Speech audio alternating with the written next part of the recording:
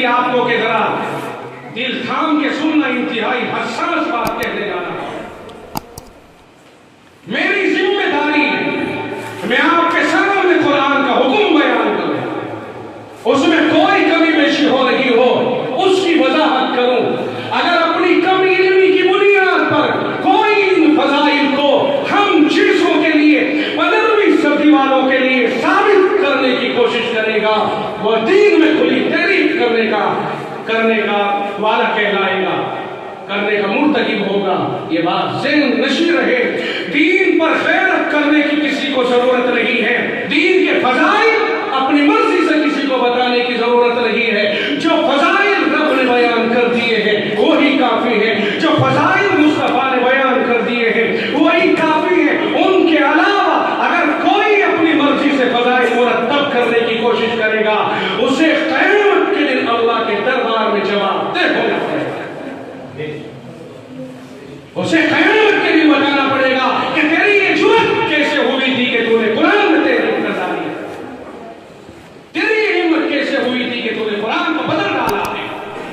مجھے آپ ایمانداری سے بتائیے، ایک دلہا ہوتا ہے، ایک عام باراتی ہوتا ہے، اور ایک ان کے ساتھ چلنے والا ایسا ہوتا ہے۔ پرانے دور میں تو چلتے تھے، اب تو نہیں چلتے ہوں گے کیونکہ اتنی لمبی باراتیں نہیں جاتی ہیں۔ ایک ہوتا تھا جو انہیں ہوکا بھر کے پلاتا، ان کو شیشے دکھاتا، ان کے بال بناتا، ان کے یہ کرتا۔ ایک ایسا بھی ہوتا تھا۔ ایمانداری سے بتائیے، اس شخص کا مرتبہ دلہے کے برابر ہو سکتا ہے؟ چلیے اس کو چھوڑیے، کیا عام باراتی کا دلہے کے برابر مرتبہ ہو سکتا ہے؟ یہ صحابہ دین کے دلہے ہیں، دین کے دلہے، ان کے فضائل رب نے اپنی زبان سے باضابطہ نازل فرمائے ہیں، باقاعدہ ان کے فضائل نازل ہوئے ہیں۔ ان کا کام بیان کر دیا کہ تمہارا کام یہ ہے، اس کام پر رب نے فضائل کو بیان کر دیا، تمہیں یہ ملے گا۔ اگر ہم نے وہی فضائل ان کے لیے طے کر دیے جن کے لیے ان کے بستر ٹکنے سے پہلے دعوت 4 دن کی ایڈوانس آ جاتی ہے، کوئی مشقت ان کی زندگیوں میں نہیں ہو پاتی ہے، وہی فضائل اگر ہم نے ان کے مرتب کر دیے، پھر مجھے بتاؤ ان صحابہ کو کیا دو گے؟ توجہ میری طرف رہے، کیا دو گے پھر صحابہ؟ سمجھ میں آ رہا کہ نہیں آ رہا ہے؟ جس کی نہ آ رہا ہو، اگر کسی کو اعتراض ہو، خدا کی قسم میں آپ کا جواب دینے کے لیے بیٹھا ہوں۔ میں آپ کے سامنے انتہائی صاف گوئی سے کام لے رہا ہوں۔ دین کسی کے باپ کی جاگیر نہیں ہے، بیان کرو تو صاف صاف کرو، جمع کر کے بات کو کہنا کس نے بتایا؟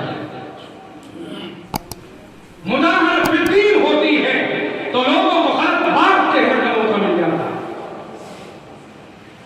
مجھے نہیں لگتا کہ آپ کی کسی کی سمجھ میں نہ آ رہا ہو، مجھے امید ہے کہ سب سمجھ رہے ہوں۔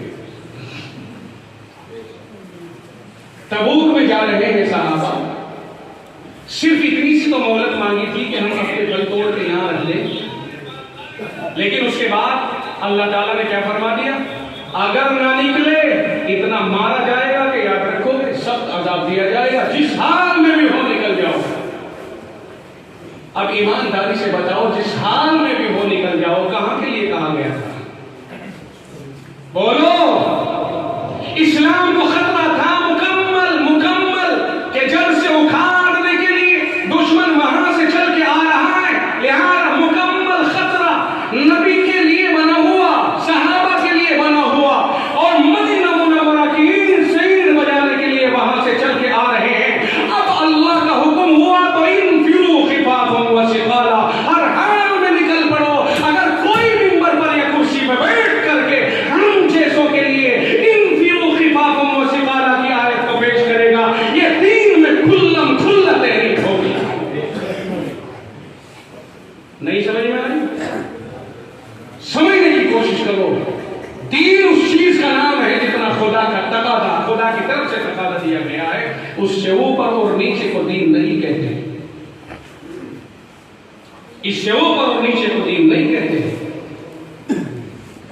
اسی لیے اللہ تعالیٰ نے ان سب کتابوں کو ختم کر دیا جن کتابوں کے اندر اونچ نیچ لوگوں نے پیدا کر دی تھی۔ تورات بے شک اللہ کی طرف سے آئی تھی، لیکن لوگوں نے اس کے اندر کمی پیدا کر دی تھی، بڑھا دیا.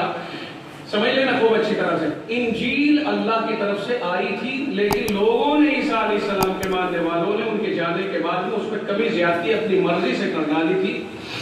زبور آئی، اللہ تعالیٰ نے ان کو کہا ایک طرف رکھ دو. اب قرآن کریم آیا، دیکھو تورات انجیل زبور سب کتابیں آئی، ان کے ماننے والوں نے ان میں اسی طرح سے کمی زیادتی کر دی اپنی رائے سے، جیسے آج بہت سے لوگ ہم میں سے کرنے کو تیار بیٹھے اپنی مرضی سے، جہاں چاہ بڑھا دیا جہاں چاہ گھٹا دیا اپنی مرضی سے. بڑے ملتہی، ذرا توجہ سے سنتے رہیں. میں جس بات کو کہہ رہا ہوں بہت حساس بات ہے، میں بار بار یہی کہہ رہا ہوں کہ حساس موضوع میں لے کر کے بیٹھا ہوں. وہ جب تبدیلیاں کرتے رہے تو اللہ تعالیٰ نے کیا کیا کہ ان ساری تبدیل شدہ کتابوں کی کنارے لگا کر کے ایک نئی کتاب نازل فرمائی. بات سمجھ میں آئے کہ نہیں؟ اللہ یہ بھی تو کر سکتا تھا کہ انہیں کو اٹھا کر کے کہہ دیتا لو بھائی انہیں کی تبلیغ کرو. محمد رسول اللہ کو یہ تو نہیں کہا، کیوں کہ ان کے ماننے والوں نے ان میں کمزوریاں اور گڑبڑیاں پیدا کر دی. اب جو نئی کتاب آئی رب کی طرف سے تو رب نے صاف صاف اعلان کر دیا ہے، خبردار تورات و انجیل و زبور کی طرح سے نہیں چلے گا. انا نحن نزلنا الذکر و انا له لحافظون. اب اس قرآن کی ہم ہی حفاظت کریں گے، چونکہ نازل ہم کر رہے ہیں، ہم ہی حفاظت کریں گے. جب رب نے حفاظت کا وعدہ کر لیا ہے تو علماء کی ذمہ داری ڈال دی کہ وہ لوگوں میرے دین کی حفاظت کا ذمہ تمہارے ذمہ ہے، کیونکہ اللہ نے حافظون حافظ عالم بنا کر کے کھڑے کر دیے. کہا تمہاری ذمہ داری ہے، اگر کسی بھی گوشے میں کسی بھی کونے میں دین اور شریعت کے کوئی کمی بیشی کی جائے گی، تمہاری ذمہ داری ہے کہ تم اس کو صاف کرو گے. اور اگر علماء نے ایسے موقع پر گردن جھکا کر مداحنت اور سستی سے کام لیا، پھر علماء کی گردنیں نہ پی جائیں. خداوند عالم نے ان علماء پہ اعتماد کر لیا ہے، کیونکہ پہلے دور میں تو نبی بھیجتا تھا اللہ تعالیٰ، علماء کا چکر نہیں تھا، نبیوں کا معاملہ تھا. اب رسول اللہ کے آنے کے بعد اب اللہ تعالیٰ نے کہا اس امت کے اندر میں ایسے ایسے علماء پیدا کروں گا کہ نبوت کی اب ضرورت نہیں پڑے گی، یہ لوگ سنبھال لیں گے کام. قرآن کی حفاظت کریں گے، دین کی حفاظت کریں گے، دین میں کوئی چیز کم زیادہ پیدا ہونے سے بچائیں گے. یہی وجہ ہے کہ اللہ تعالیٰ مجدد پیدا فرماتا رہتا ہے. جو دین کے اندر کمی زیادتی ہو گئی ہو ان کو صاف کرتے ہیں وہ، اور دین کی کمی بیشیوں کو ختم کرتے ہیں، شفاف دین پیش کرتے ہیں. میرے بھائیوں، صرف اتنا ہی ہمارے لیے بیان کرنے کی ضرورت ہے جتنا دین اور شریعت میں ہمیں ملا ہے. اپنے پاس سے نہ بڑھانے کی اجازت ہے نہ ہی گھٹانے کی. اور رسول اکرم صلی اللہ علیہ وسلم نے فرمایا من کتم علما الجم بلجام من نار، فرمایا جس نے علم کو چھپایا قیامت کے لیے اسے آگ کی لگام پہنائی جائے.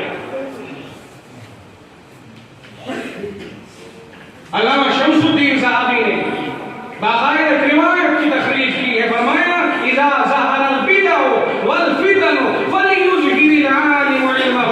فرمایا جب بدعتیں دین میں نئی نئی چیزیں اور فتنے گھڑ گھڑ کر کے سامنے آنے لگے تو عالم کے اوپر ضروری ہو جاتا ہے کہ وہ اپنے علم کا اظہار کرے اور برملا لوگوں کے سامنے ایک سچی بات کو بتائے، ایک من گھڑت بات کی مخالفت و وروध کرے. عالم کی ذمہ داری رسول اللہ نے ڈالی. وہ عالم ہی کیا جو سچی بات نہ کہے. جسے علم نہیں ہے وہ کچھ کہہ سکتا ہے، لیکن اس کے سامنے جب سچی بات آ جائے تو اللہ کے واسطے اسے اب توبہ کر لینی چاہیے کہ نا آج مجھے پتہ چل گیا، اگر میں بھول میں تھا میرے رب مجھے معاف فرما دے، جو اب تک ہوا سو ہوا. خدا کی قسم میں ابھی ایک بات بہت کھل کر کے کہتا ہوں. میں غازی آباد میں تھا، غازی آباد میں ایک مسجد کے اندر میں بیٹھا ہوا تھا. ایک صاحب تقریر فرما رہے ہیں فجر کی نماز میں، اور انہوں نے کہا جی ہاں جی ہاں ہاں ہاں جی مشورہ کرنا فرض نماز کی طرح سے ہے. جس طرح فجر کی نماز فرض ہے اسی طرح سے مشورہ بھی فرض ہے. خدا کے بندو، فرض نماز کے مقابلے پر اس چیز کو لے کر کے آ رہے ہو، کھلی تحریف ہے دین کے اندر. جب اس طرح کی باتیں ہونے لگے پھر عالم کی ذمہ داری ہے کہ وہ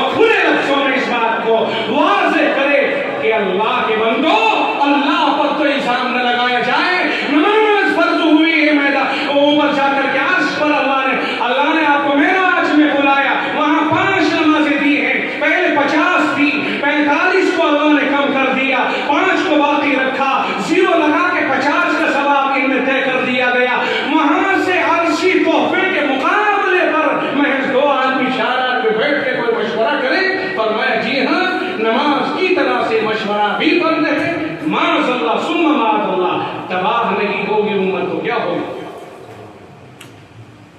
مشورہ ایک مستحسن امر ہے، بہترین چیز ہے، لیکن نماز کا درجہ دے دیا جائے گا۔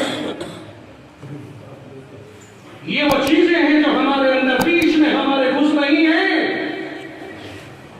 صحیح علماء کے پاس تو آمد و رفت ختم کر دی، اب تو صورتحال یہ بنی ہوئی ہے میرے بھائی، بشیرے میں بیٹھ کر کے بات کہہ رہا ہوں، زندہ بچپن سے آج تک پکا تبلیغی خادم الاسلام ہاپوڑ میں تبلیغ کا پہلے سے ہی رواج ہے، لیکن خدا کی قسم کسی بات کو غلط برداشت کیا جائے اور غلط بات کو یہ نہیں ہو سکتا ہے، یہ خادم الاسلام کی شان نہیں ہے۔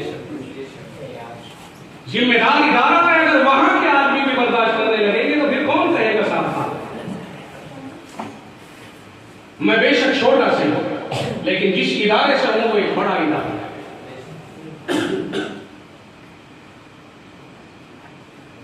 تقابل ہو گئی، خدا نے دین نازل کیا، قرآن ایک، توجہ رہے بچھیرے کے لوگوں، قرآن ایک، رسول ایک، کلمہ ایک، ہر چیز ایک، اختلاف کئی عالم کے پچھلے دنوں غازی آباد کی کارگزاری سامنے آئی، ایک جماعت، ایک نظریے، ایک گروہ سے متعلق یہاں آ گئی، کھانا تک نہیں کھانے دیا، مار کر کے بھگا دیا۔ کیا مطلب ہے اس چیز کا؟ جو اس طرح کی حرکتیں کرتے ہیں ان کے اوپر کیا حکم لگایا جائے، کھل کر کے ان کا حکم بیان کیجیے۔ مذاق سمجھ لیا ہے کسی کے باپ کی حاکمی ہے، کسی کے گھر کی دلہن نہیں ہے۔ یاد رکھیے رسول اللہ کا دین لایا ہوا ہے، کلمہ اللہ کا ہے، دین اللہ کا ہے، جسے محنت کرنی ہے اس پر طریقے پر کھل کر کے محنت کرے، کسی کا وروध اور مقابلہ کرنے کی اجازت نہیں دی جا سکتی ہے۔ اس طرح سے مارا ماری دنیا کیا کہے گی، ہم پہ دنیا ہنس رہی ہے، ہم پہ دنیا ہنس رہی ہے۔ مخالف کو پہلے ہمارے خلاف پلان بنانا پڑتا تھا، اب اسے پلان نہیں بنانا پڑ رہا ہے، اس کا پلان ہم خود اپنے آپ انجام دے رہے ہیں۔ حد ہو گئی، کلمے کی دعوت دیں، محنت کریں، لیکن خدا کے واسطے اختلاف اور انتشار کے ساتھ نہیں۔ اور میں تو اس سے آگے بڑھ کر کے ابھی یہ کہتا ہوں کہ کوئی جماعت اسلامی، کوئی اس طرح کی بات، کوئی فلاں اور کوئی فلاں، کوئی بریلویت، ایسی اختلافی بات بھی کرنے کی ضرورت نہیں۔ اس وقت میں امت کو ایک پلیٹ فارم سے لے کر کے چلنے کی ضرورت ہے۔ خدا کی قسم قیامت کا قریب ہے، اجتماعت علیکم، ارے لوگوں تمہارے اوپر تو لوگ جمع ہو گئے، اس طرح تمہارے خلاف دعوت دے رہے ہیں۔ داعی الآخرۃ علی القصعہ، جس طرح دسترخوان پر لوگ دعوت کے لیے بلاتے ہیں مسلمانوں، تمہارے خلاف ساری دنیا اس طرح سے مکاریوں پر متحد ہو رہی ہے۔ اور ہم اور تم یہ کہ تو مرکز کا اور تو شورا کا اور تو جماعت اسلامی کا اور تو اس کا بریلوی کا اور تو اس کا اور تو اس کا، خدا کی قسم کلمہ پڑھنے والے کو معاف تو کر دو۔ میرے نبی نے تو کلمے کو عام کرنے کے لیے دعوت دی ہے۔ خالد بن الولید رضی اللہ تعالیٰ، سنتے رہو توجہ کے ساتھ میں، خالد بن الولید رضی اللہ تعالیٰ عنہ نے رسول اکرم صلی اللہ علیہ وسلم کے بھیجے ہوئے دستے میں ایک علاقے میں پہنچے، اور ایک آدمی نے کھڑے ہو کر کے یہودی علاقے میں پہنچے، کہنے لگے لا الہ الا اللہ اشہد ان لا الہ الا اللہ۔ حضرت خالد کمانڈر تھے، وہ کہنے لگے مجھے تو لگتا ہے جاسوس ہے، لا الہ الا اللہ کہہ کے ہمارے اندر گھسنا چاہتا ہے اور ہمارا راز دشمن کو دے گا، میں تجھے قتل کروں گا۔ حضرت حذیفہ ابن الیمان نے کہا نہ قتل نہ کرو، کیونکہ اس نے کلمہ پڑھ لیا ہے، مسلمان ہے، کلمہ وہ مسلمان ہے، لہذا ضرورت کیا پڑی؟ کہنے لگے میں نہیں مانتا۔ اس نے ہمیں دیکھتے بھاگے آگے ہمیں کلمہ کیوں سنایا؟ اس کا مطلب یہ کچھ نہ کچھ راز ہے۔ حضرت خالد نے ان کو قتل کر دیا۔ یہ بات واپسی میں رسول اکرم صلی اللہ علیہ وسلم کے پاس آئی، اور دیکھو کلمہ پڑھنے والے کی اہمیت۔ یہ بات رسول اللہ کو معلوم ہوئی، بعد میں حضرت حذیفہ نے بتایا یا رسول اللہ، ایک شخص اس طرح سے آ کر کے ہمیں کلمہ سنا رہا ہے، اس نے اسے کہا یہ جاسوس معلوم ہوتا ہے، میں نے روکا مگر انہوں نے قتل کر دیا۔ خدا کی قسم رسول اللہ علیہ اتنے ناراض ہوئے، کہا خالد تو نے اس کا دل چیر کے دیکھ لیا تھا کیا؟ اے اللہ میں خالد کے اس عمل سے بری ہوں، خالد تو نے اس کا دل چیر کے دیکھ لیا تھا کیا؟ تو نے اسے قتل کیوں دیا جب اس نے کلمہ پڑھ لیا تھا.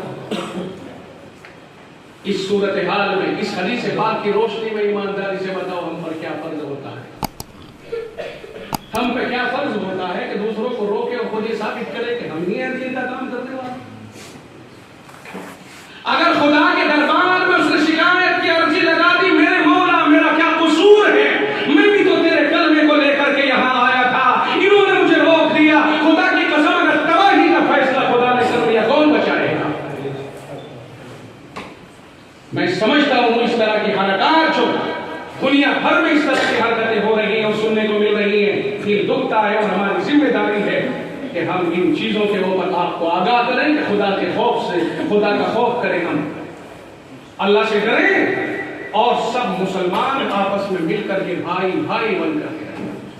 کیونکہ ساری دنیا میں مسلمان کے نام سے دیکھتی ہے، ہمیں دیوبندی بریلوی کے نام سے نہیں، ہمیں مودودی اور جماعت اسلامی کے نام سے نہیں، ہمیں فلاں و فلاں کے نام سے نہیں، ہمیں تو مسلمان ہونے کے ناطے دیکھتی ہے، اس لیے ہمیں مسلمان بن کے جینا چاہیے. یہی ہمیں رسول اللہ کی تعلیم ہے. اللہ تعالیٰ ہمارے اندر پیار اور محبت اور مودت پیدا فرمائے.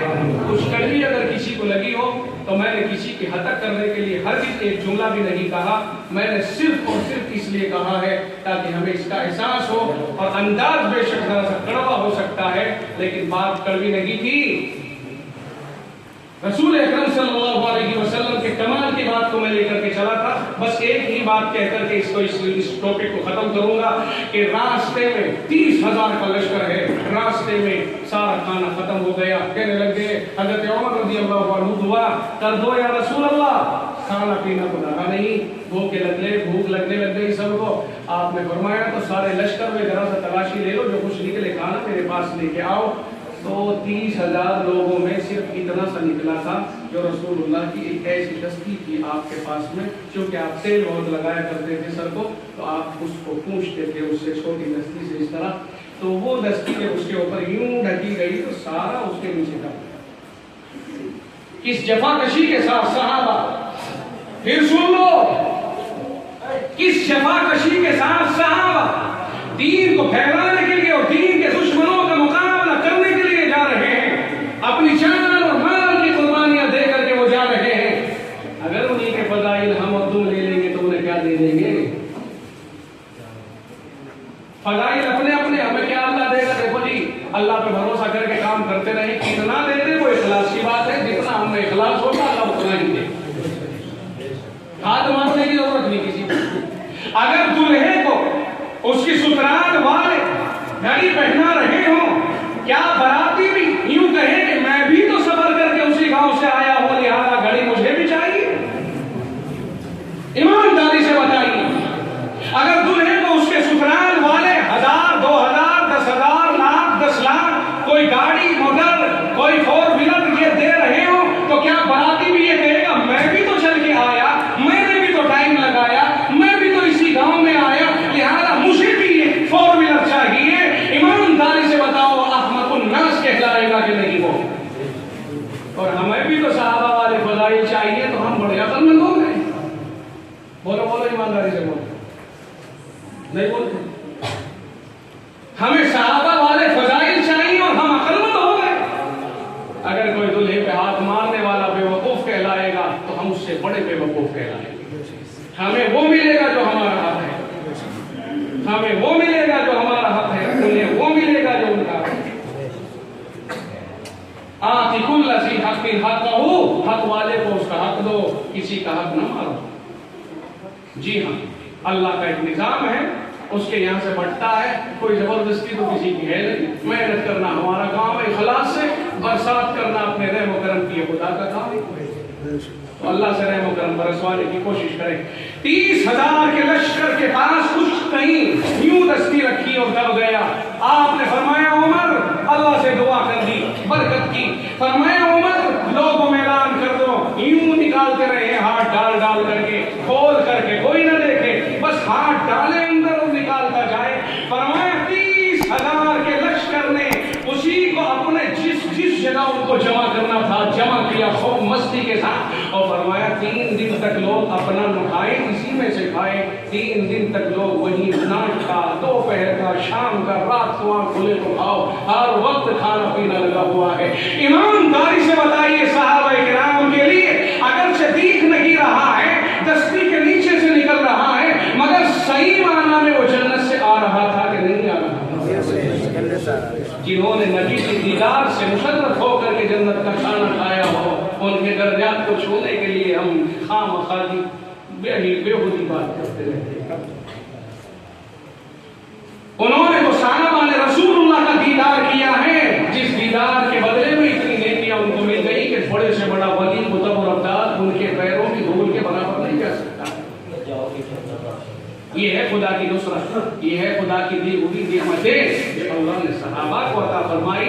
ہم ان کے پیچھے چلنے کی پوری کوشش کریں، لیکن جو ان کا مقام ہے اور جو ان کو ملے گا انعام، وہ بھائی صاحب کسی اور کے لیے طے کرنے کی ضرورت نہیں ہے۔ یہ تو کھلی بغاوت ہو جائے گی، لڑ پڑیں گے وہ جب قیامت کے دن جب ہم جائیں گے، اچھا آئیے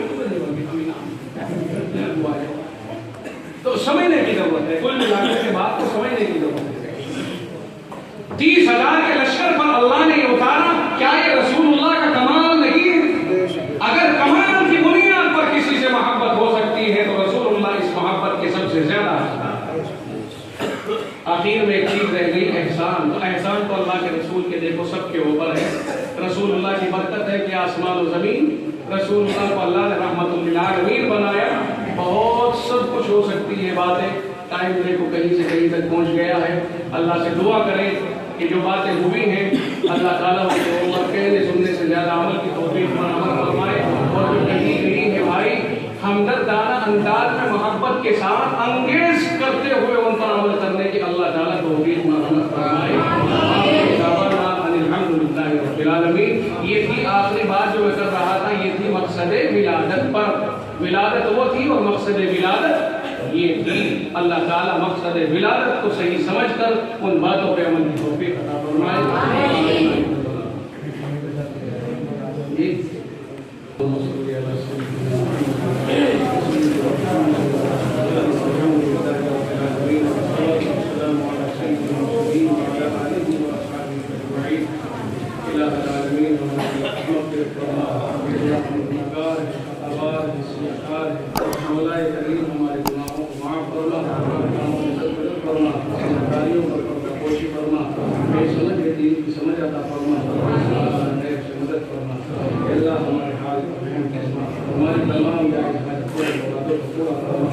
مشکلات کو دور فرما، اللہ آسانیاں پیدا فرما، و سہولت کا معاملہ فرما۔